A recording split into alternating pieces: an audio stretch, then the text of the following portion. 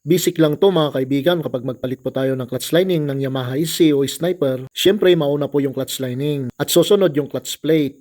At sa clutch plate po mga kaibigan ay mayroon pong side na mas matalim. At ang mas matalim ay dapat ay nakaharap po sa atin dahil ang pressure plate po nito ay nasa labas.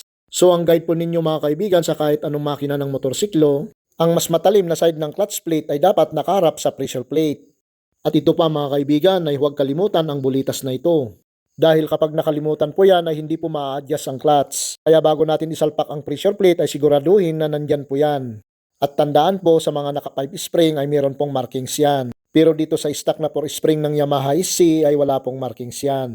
At kapag ilagay natin yung 4 na spring ay dapat sabay-sabay po nahigpitan yan.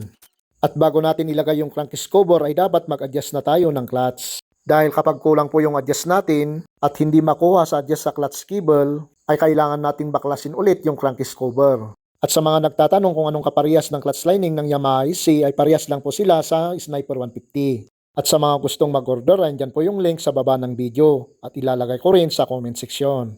So yan lang po mga kaibigan, napaka-basic lang kapag na-adjust na natin, na ilagay na natin yung crankcase cover. Alright.